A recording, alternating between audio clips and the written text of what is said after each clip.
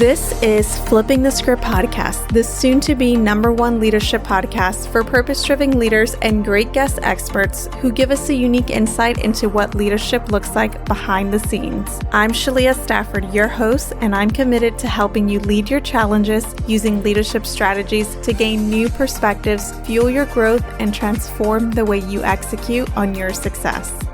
Welcome back, everyone. It's Shalia here. I've said it before, and I'll say it again. Leading your purpose, authenticity, and courage while balancing the intention of your career, relationships, and staying connected to yourself can feel overwhelming and sometimes impossible. How we navigate this part of our leadership tends to remain unspoken until now, because here's the thing. The reality is our success doesn't simply come from tidbits of motivation. It comes by challenging ourselves and how we define our experiences to connect our actions to our bigger picture while embracing the rougher parts of our journey.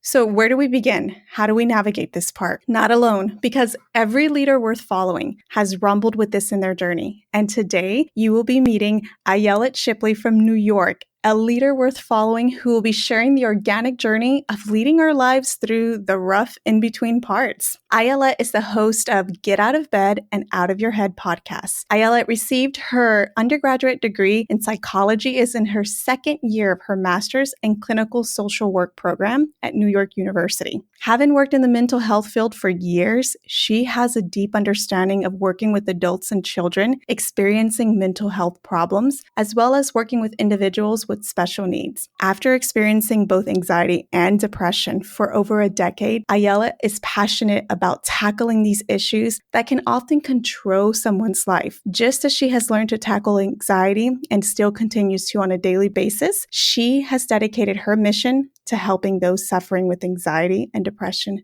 just like her. Ayelet, thank you so much for joining us. We're so grateful to have you with us and spend the next 30 minutes really exploring this journey with you. Thank you. I'm so excited to be here. As a tradition on our show, we like to ask our guests a few fire away questions to get to know you a little bit better. Shall we fire away? Fire away. Here we go. What is something that you're curious about right now? So something I'm curious about and that I've always been curious about is really how the mind works and how to control the mind in order to live a better, more purposeful life. What do you understand today about your life that you didn't understand a year ago? Something that I understand today is that I am enough, especially when it comes to relationships, both romantic and friendships. It took me a long time to realize this, but I've finally come to the understanding that I'm enough and more in all of those ways. So what is something that you will never do? Something I will never do. There's nothing I'm going to say that I will never do because I don't know what life is going to throw at me. So if you woke up tomorrow and you discovered that everything in life was now free, what's the first thing you would do? The first thing I would do is I would book a trip to Tonga and go swim with the whales. So what is something that makes you uncomfortable? Something that makes me uncomfortable, but I actually thrive off of it, is going into new situations with no one I've ever met before. But I try to do that as often as I can to make myself more comfortable. So I know it sounds like contradictory, but it is something that does make me uncomfortable, but I tend to thrive off of that. It almost sounds like you're building your resilience level there. It's exactly what I try to do. So if you were to break up your life up to this point into 3 chapters and give each chapter a title, what would you call those 3 chapters? So because I am only 23 right now, my chapters in years would be short. However, I would just breaking them up into chapters of self-discovery.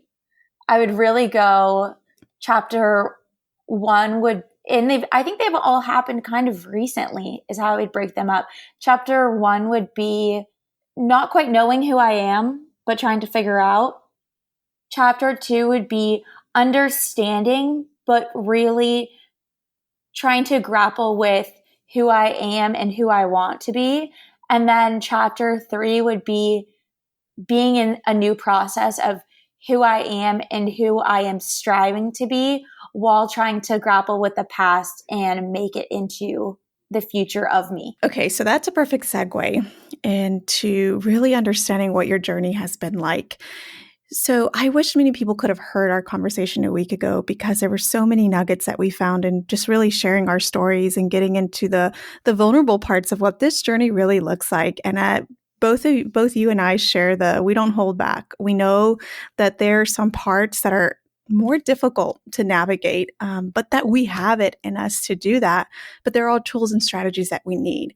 What you are doing, you get to live and work your purpose every day. And that is such a gift. But that doesn't mean that it's always sunshine and rainbows every day. Exactly. Where did the part of anxiety and depression start for you? So the part of anxiety and depression started for me around when I was 12 years old. And originally, I think it was a biological part of me. When you often go through puberty is when a lot of anxiety and depression come about. So depression came first for me. And it started weirdly not even just trying to grasp my own who I was, but really a biological part where I actually took birth control, and that gave me my first depressive episode. So that's really where it started originally, which is kind of interesting. Did you know at the time that you were experiencing anxiety and depression? Because I know you had mentioned you have a family of psychologists. Yeah. So when I hit my first major depressive episode at the age of 14, I did not know because I just thought I wanted to stay in bed all day and felt emptiness. But my mom recognized it very quickly for me, and said, like, she is in a depressive episode. What are we going to do about it? So although I didn't recognize it, my family around me, luckily I'm surrounded by therapists and psychologists, they recognized it. So what was that like growing up with therapists and psychologists? So it's so interesting because I'm in a family where everyone is constantly evaluating how we feel. We're so open with each other. Like my family, there is nothing off the table at a dinner time discussion. Everyone talks, well, at least I do and my mom does. Yeah, everyone talks about everything. Sometimes my little sister gets very uncomfortable when we start going into anything that I feel like I want to talk about. But there's all of these feelings, especially at major family gatherings. We process our emotions and we talk about it. And I'm not the only one in my family that struggles with mental health issues. My cousins do as well. Actually a lot more severe than I do. So it is a major topic of discussion. So it's really interesting to watch our whole family as everyone puts their own opinions into what's going on and why are we feeling the way we're feeling. So it's very funny to watch. Oh, I would love to be at that dinner table discussion. How has their work and their impact in your life influenced your work and what you're currently working on? Because it's certainly not an easy feat, the journey you're taking. Yeah, so I started working. The reason I got into all of this is my aunt runs a therapeutic horseback riding ranch for kids with special needs out in LA. So at the age of 13, I started going out there in the summers to go work with her. And pretty much from that point on, I was like, I want to be a therapist. I want to help people, whether it's with mental health or special needs, and use therapeutic riding as a tool. So I've always known I wanted to be a therapist, I think because of my mom. But then from the work that my aunt was doing out there, that's when I really knew. And so it's influenced me from that point on. I've always known. Having had these experiences with your family and really learning what it looks like to express what's going on in your internal world to make sense of your external world, how did that shift when you got into that outside world and you saw that most people aren't doing that? Yeah, I think it's really interesting because it was always a world I was exposed to.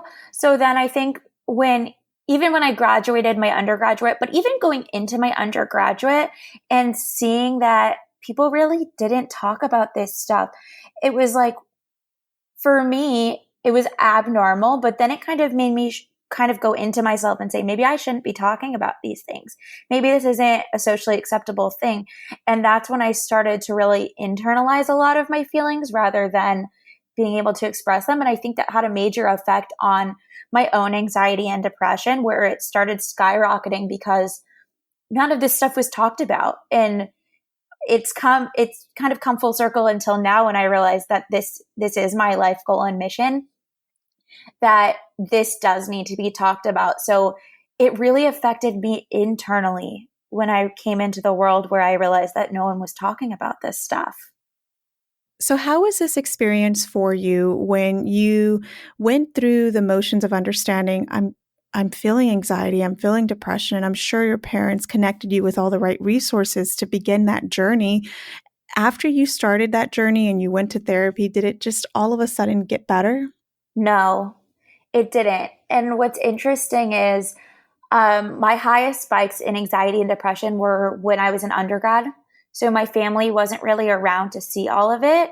And I had only shared it with close friends. So when I went through my major depressive episode in college, my best friend actually called my mom to come down because she didn't know how to handle this situation. And that's when I started the journey of therapy, but it didn't just all of a sudden get better. I was still living this everyday life where I was trying to grapple with it.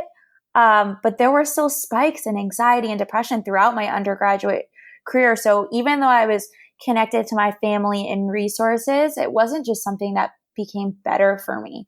It took a really, really, really long time. And it's still a struggle. Nothing just gets better, especially with mental health. And there are cycles that you go through, and it's about having those resources. But just because I was connected to resources immediately, it didn't just shift for me. How has this journey evolved, and what you first learned about it to where you are now? Yeah. So from what I first, it's so different when you're in school and you're learning about it. And I have a passion for learning about it. And then when I came into the field as a graduate student, you start working, truly working and immersing yourself in the field. And that's been my biggest shift and change for me, really experiencing it, because now I've experienced the pain that all these people feel, because I don't think I was truly experiencing the pain when I was working in the summers. But now that I do this every single day, especially with my internship in graduate school, it's a matter of experiencing vicarious trauma and through the hardships that these people go through, and feeling their pain as well as my own pain, and trying to understand how to manage my own self while helping all of these other people has been my biggest challenge. And so it's just been a shift of learning to now experiencing has been so eye-opening and really hard to grasp. But it's like every day I have to remind myself of why I'm doing this and what I want from this, and how do I get through it both emotionally and physically, because I often feel exhausted at the end of the day between the internship and between my own entrepreneurial career as well. So that's been a really big change for me. So when we're facing these moments of change, challenge, or even transition, we tend to get stuck in our heads. And most times that place isn't one that serves our growth. Where do you find that this stems from, and what can we do to make those shifts when we are in our head and it's mostly in these times of change? Yeah. So being in our head is all about what my podcast is about, because my biggest struggle was just to get out of my head in order to get out of bed. And it's about being able to understand your own thoughts and then be able to shift them into something. So often a tool that I use is transforming my negative thoughts into positive thoughts, because we have something called a thoughts, feelings, actions triangle. And so what I experience is I have a thought that comes into my head, then my feelings go with it, and then my actions go after my thoughts and my feelings. So what I have to do is I have to observe my thoughts and then change them from my negative cognitive distortions into positive ones. So it's something I practice every day, where when I have a negative thought that comes into my head, I learn to shift it into a positive. And then it takes practice and it takes doing it over and over again, but then making that positive. And then my feelings change to be positive, and then the actions and the way I kind of have that perspective shift on life ends up being more positive than before.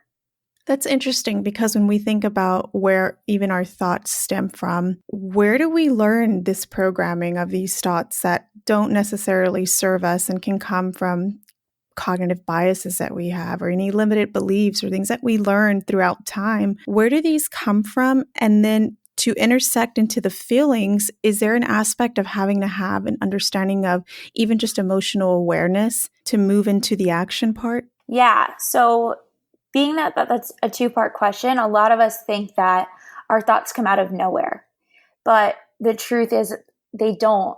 A lot of it's from experience, and it's from our past experience. And some people think that, oh, this thought just popped into my head, but it doesn't. So then that leads into the second part of the question is your feelings. And the feelings that you're experiencing are coming from these thoughts. So being aware constantly of what you're feeling allows you to observe your thoughts better. And that's something that I have been practicing more and more, of observing my feelings every single day and either writing it down in my notes in my phone or just thinking about it in my head or releasing it to someone that I can talk to in the moment, like my mom or a friend, and like saying like, this is how I feel right now. What's happening? And then what was the thought that preceded that is a lot of how we can become aware of our own feelings so that we know where our thoughts come from, and then we can change those thoughts so that we can change those feelings. And it's not this leads to this and that leads to that. It's not a linear cycle. It goes back and forth all the time. Do you find that sometimes it's hard for some people to define what they're feeling? Yeah, I think that I see it in my friends all the time.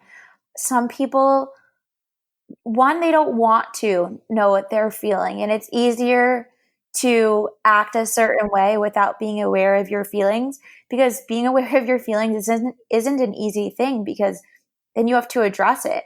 And a lot of us try to block that out because not feeling and numbing is easier than feeling, because I especially am someone that feels things super deeply.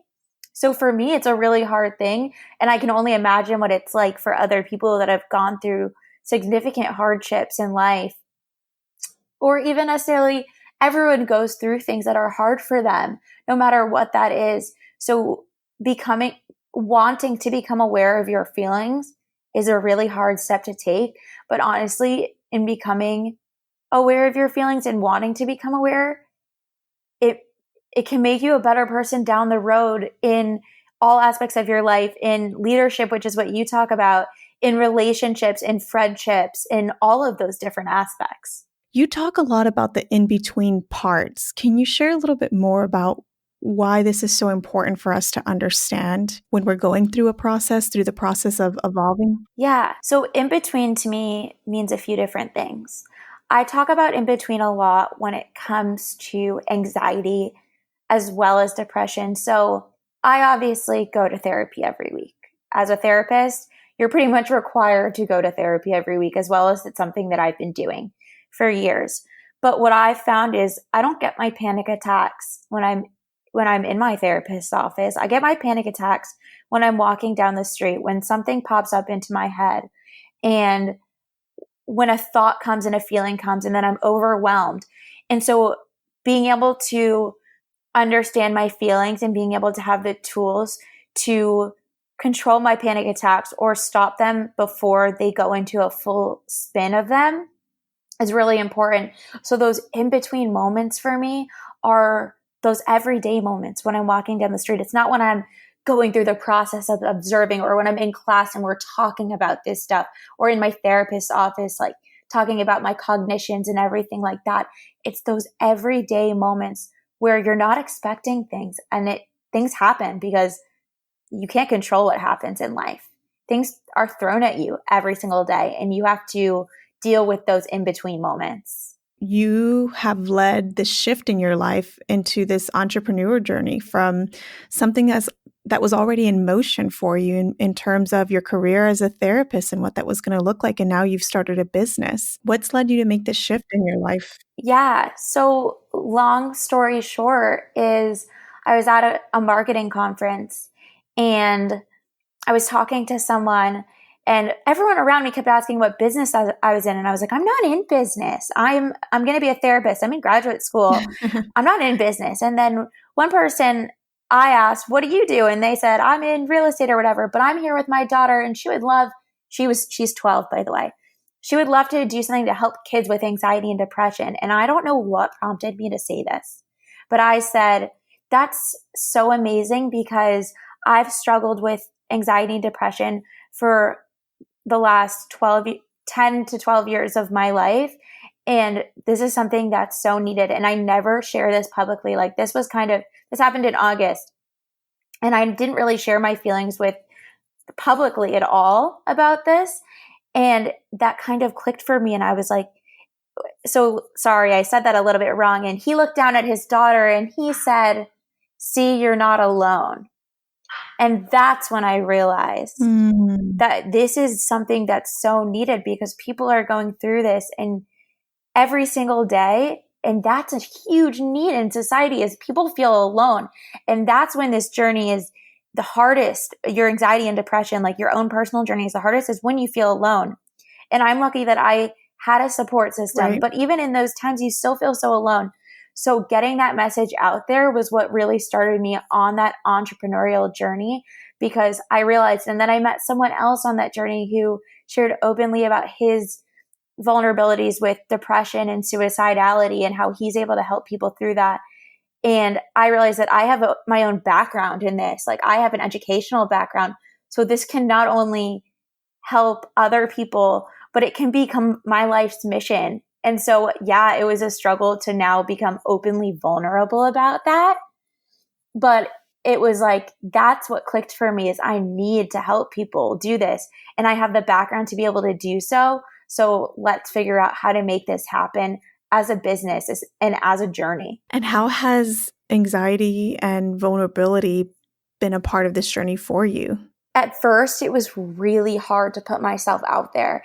And just because I knew once I put myself on social media and my podcasts, I was like, everyone's going to know everything about me. And it took a little bit of coaching from my podcast coach to be able to do that. And when I hit that first record button, that was the hardest thing I ever did. And then it became easier from there. But I remember saying to my mom, why is anyone going to want to date me once they see all my problems that I have? And it's a whole journey for me to be able to realize it's not problems. It's a journey and like self-discovery and anxiety and depression. It's a part of who I am. And it's made me stronger throughout the years and better able to understand other people as well. So being vulnerable and the anxiety, it's made me stronger. And I love that I'm doing it now. But at first it was so hard to put myself out there and to just say it. But people have reached out to me now, people that I've known for years that didn't know I was struggling with this and being like, thank you so much for doing this and putting yourself out there because I've struggled with this so deeply. And knowing that you go through this, just anything helps. So that's what's kind of made this all worth it for me. I sympathize so much with that because when I first started recording the first episode for this podcast, I kid you not, it sat on my computer for months, just going through the motions of all the thoughts of once you put it out there, it's out there and you're sharing very vulnerable parts of your journey. But at the end of the day, it's when we get to see the impact that it has on others that makes every part of that journey worthwhile. Exactly. It's so hard to be vulnerable sometimes, but then you realize impact is the reason we do what we do. Because that's what it is. It's all about impact and helping others. And I think that's the most important part to both you and I. And it's not easy. I know people see a lot of the Instagram profile, the LinkedIn profile, the Facebook, the accomplishments that are happening. But the journey and the entrepreneurial side of this and even doing the work that we're doing, it's difficult. It brings up and resurfaces a lot of things within us too that we have to constantly navigate, and just simply having the tools and the strategies and the awareness to notice what's going on and continue, and knowing that this will be a part of the path. And it's the beauty of the journey that we get to continuously evolve in doing so and stepping into that that's what brings out being courageous. That's what brings out our authenticity, because we know who we are. We've tested what's important to us under pressure. We've walked through it. And those are the things that helps us get closer to our authentic state. And being authentic, I think, is the most important. My favorite person that who I don't know personally, but I obviously read her books all the time, is Brene Brown. And she talks about jumping into the arena. And like, ever since hearing that, like, that's been my goal, is there's no point in sitting in the cheap seats anymore. Jump into the arena and be your authentic self, because what's going to it's better to jump in and fail than to not and regret. So what makes you the most proud of in your journey? I think I'm just the most proud that I've been able to do this myself, and with the help of so many other people. And it's made me more extroverted as well, as like I have been reaching out to people, especially like through my dad's help, because he's in the marketing industry. And I never thought that I could jump into entrepreneurship. I never thought that was an option for me. I didn't even know about it. Like, I didn't think that was at all a thing for me. And so the fact that I've been able to take on these kind of two roles and merge them into one is something I'm most proud of. And being able to impact lives as well as create a life for myself is something that I'm the most proud of. What's been the most difficult moment? The most difficult moment for me is, I can't share all of the details just because of privacy issues for this person, but watching someone I am very close to within the business struggle with the problems that I talk about and have, and not being able to fix it has been my biggest struggle, is because like my whole life is devoted to helping people, but understanding that like my job is to empower people to help themselves and to give them the tools, but not just to jump in and fix things. So watching this person who I feel so close to struggle with this right now has been the hardest thing for me, to not just be able to fix things for this person, but rather to just let this person know that I'm there and to give them the tools and to empower them to help themselves when they're ready. So that's so interesting, because I think a lot of us struggle with this. Everyone is well-intentioned and we want to help. And part of it is being patient long enough to see the outcomes when you do just what you described, just being there, listening, through giving them that space to just be there for them and not try to fix anything. What did you learn after you got through that and you saw that's maybe perhaps what he needed the most or what she needed the most, and what it did for you in learning it's okay to just listen and to just be here? So the thing is, with this experience that I'm going through right now, it's still a progress, and we kind of haven't reached that other side yet. But I've gone through this with other friends as well as clients of mine. And what comes from, and as well as myself, because my family and friends have tried to be there for me and I don't let them in the process, but I know that they're there. And so I know for me in the end, that's the most important thing, is that just that they come out on the other side of it. And I can't fix things for a lot of my friends that have gone through this, but they've thanked me in the end for just saying like, thank you for listening and thank you for being supportive and not trying to tell me what to do, because I think that's the hardest part, is allowing yourself to say, I'm not going to tell you what to do, but just to be there and listen. And so with this one situation, yes, it's still really hard to go through this, but all I want is for this person to come out on the other side of things and to be okay. So for me, that's the most important part. And it's really hard emotionally on my end, but I know emotionally on their end, it's way harder. So I think that's the biggest struggle, and to know you can't necessarily fix things. So as we wrap up the show, we love to have our guests leave our audience with a challenge based on our conversation. What challenge would you give our audience to help them lead the complexities of really driving their purpose, their authenticity, and the complexities of success during the in-between parts of life. Yeah. So the challenge I'm going to leave your listeners with is one, like I said before, jump into the arena, jump in, especially with vulnerability, and that can be within yourself. So notice your feelings and notice your thoughts once a day, and then notice the feelings that come after that, and see how you feel, and see if that can change your perspective. And then if you have that negative thought after you notice it, try to change it into the positive, and do that one time a day for 1 week and see if anything changes. On December 22nd, Ayelet will be launching the Anxiety Hacker Toolbox Workbook. This is a workbook by leading experts in the mental health field that will provide the essential foundation to gain control over your anxiety and panic attacks to help you live life on your terms. If you're interested, all the details will be included in the show notes, as well as Ayelet's podcast, which I encourage everyone to go check out to continue listening to more on what it takes to lead the in-between parts of your life. It's called Get Out of Bed, Out of Your Head. To our listeners, the ball is in your court. I challenge you to take action, continue the difficult conversations to lead the complexities of success while living inspired. You are listening to Flipping the Script, Leadership Behind the Scenes.